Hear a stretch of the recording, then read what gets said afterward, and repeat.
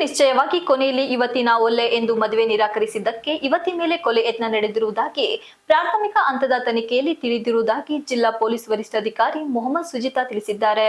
ನಗರದಲ್ಲಿ ಮಾಧ್ಯಮಕ್ಕೆ ಮಾಹಿತಿ ನೀಡಿದ ಅವರು, ಆಲೂರು ತಾಲೂಕಿನ ಕಾರುಗೋಡು ಗ್ರಾಮದ ಮೋಹಿತ್ ಮತ್ತು ಗಾನವಿ ಕಳೆದ ಹಲವಾರು ವರ್ಷದಿಂದ ಸ್ನೇಹಿತರಾಗಿದ್ದರು. ನಂತರದಲ್ಲಿ ಮೋಹಿತ್ನಿಂದ ಕೆಲ ದಿನಗಳಿಂದ ಗಾನವಿ ಅಂತರವನ್ನು ಕಾಯ್ದುಕೊಂಡಿದ್ದರು. ಆದರೂ ಮದುವೆ ಆಗುವಂತೆ ಮೋಹಿತ್ ಒತ್ತಾಯ ಮಾಡುತ್ತಿದ್ದರು. ಮೋಹಿತ್ ಕಾಟ ಕೊಡುತ್ತಿರುವ ಬಗ್ಗೆ ಗಾನವಿ ಕುಟುಂಬಸ್ಥರಿಗೆ ಮಾಹಿತಿ ನೀಡಿದ್ದಳು. ಯಾರ ತಂಟೆಗೂ ಯಾರು ಬಾರದಂತೆ ಎರಡು ಕುಟುಂಬಗಳು ಮಾತುಕತೆ ನಡೆಸಿದ್ದವು.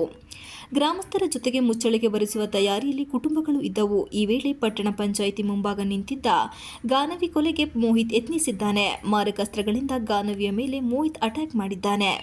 ಈ ಸಂದರ್ಭದಲ್ಲಿ ಗಾನವಿಯ ತಲೆ, ಕೈಗಳಿಗೆ ತೀವ್ರವಾಗಿ ಗಾಯಗೊಂಡಿದ್ದು ಕೂಡಲೇ ಹಾಸನ ಆಸ್ಪತ್ರೆಗೆ ದಾಖಲಿಸಲಾಗಿದೆ.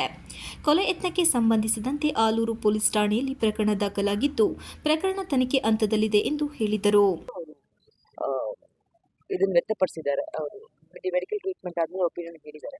ಈಗ ಯಾರು ಮೋಹಿತ್ ಅಂತ ಅಕ್ಯೂಸ್ ಇದ್ದಾರೋ ಅವ್ರನ್ನು ದಸ್ತಗಿರಿ ಮಾಡಿಗೆ ಒಂದು ಟೀಮ್ ಅನ್ನು ರಚನೆ ಮಾಡಿದ್ವಿ.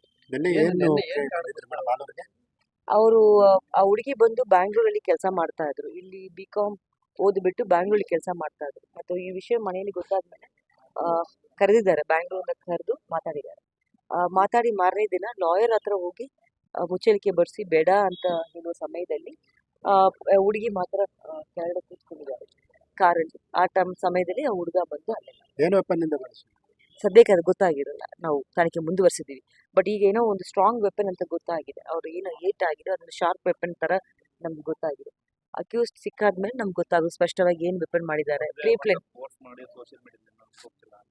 ಅವರು ಸುಮಾರು ಪ್ರೀತಿ ಮಾಡಿದ್ದಾರೆ, ಸುಮಾರು ವರ್ಷಗಳ ಪ್ರೀತಿ ಮಾಡಿದ್ದಾರೆ. ಅದರಲ್ಲಿ ಮದುವೆ ಮಾಡ್ತೀನಿ ಅಂತ ಅವರಿಬ್ರು ಮಾತುಕತೆ ಆಗಿದೆ. ಆದರೆ ಇತ್ತೀಚೆಗೆ ಹುಡುಗಿ ಬೇಡ ಅಂತ ವ್ಯಕ್ತಪಡಿಸಿದ್ದಾರೆ, ಅಭಿಪ್ರಾಯವನ್ನು ವ್ಯಕ್ತಪಡಿಸಿದ್ದಾರೆ.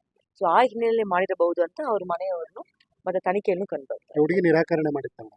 ಸದ್ಯಕ್ಕೆ ಅವ್ರು ಹಂಗೆ ಹೇಳ್ತಾ ಇದ್ದಾರೆ. ಬಟ್ ನಾವು ತನಿಖೆ ಮುಂದುವರಿಸಬೇಕು. ಏನು ಕಾರಣ ಸ್ಪಷ್ಟವಾಗಿ ಏನು ಕಾರಣ ಇಲ್ಲ. ಅವರು ಅಕ್ಯೂಸ್ ಸದ್ಯಕ್ಕೆ ಒಬ್ಬರೇ ಅಂತ ಅವ್ರು ಕೊಟ್ಟಿದ್ದಾರೆ. ಈಗ ಮುಂದಿನ ತನಿಖೆಯನ್ನು ಮುಂದುವರಿಸಿದ್ರು. ಒಂದು ವೇಳೆ ಪ್ಲಾನ್ ಮಾಡಿದಾರ, ಅವ್ರ ಮನೆಯಿಂದ ಬರುವಾಗ ಪ್ಲಾನ್ ಮಾಡ್ಕೊಂಡು ಮತ್ತೆ ತಗೊಂಡ್ಬಂದಿದ್ದಾರೆ, ಇಲ್ಲ ಬೇರೆ ಏನಾದ್ರು ವೆಪನ್ ಅಲ್ಲಿ ಬಂದು ಕೈಯಲ್ಲಿ ಸಿಗಾಕೊಂಡು ಮಾಡಿದಾರ, ಇಲ್ಲ ಬೇರೆ ಕೋಪದಲ್ಲಿ ಸಡನ್ ರೇಜ್ ಅಲ್ಲಿ ಮಾಡಿದಾರ ಅಂತ ನಾವು ತನಿಖೆ ಮುಂದುವರಿಸಬೇಕು.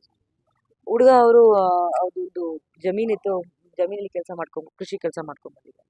ಮತ್ತೆ ಹುಡುಗಿ ಬ್ಯಾಂಗ್ಳೂರಲ್ಲಿ ಕೆಲಸ ಮಾಡ್ಕೊಂಡ್ ಬಂದಿದ್ದಾರೆ. ಈ ಹಿಂದೆ ಅವ್ರ ಮನೆಯಲ್ಲಿ ಮಾಡಿದ್ದಾರೆ. ಅದು ನೆಂಟರು ಪಕ್ಕ ಮನೆಯಲ್ಲಿ ಮಾಡಿದ್ದಾರೆ. ಬಟ್ ಅದೇ ಸಮಯದಲ್ಲಿ ಪೊಲೀಸ್ ಸ್ಟೇಷನ್ ಕೇಸಲ್ಲಿ ಯಾವುದೇ ರೀತಿ ದೂರುನು ಇಲ್ಲ, ಪೊಲೀಸ್ ಸ್ಟೇಷನ್ ಅಲ್ಲಿ ಇದ್ರ ಬಗ್ಗೆ ಏನಾದ್ರು ದೂರು ಇಲ್ಲ, NC ನೋ ಇಲ್ಲ FIR ಏನು ದಾಖಲಾಗಿಲ್ಲ. Srinivas, TV 46 Malenadu news, Hassan.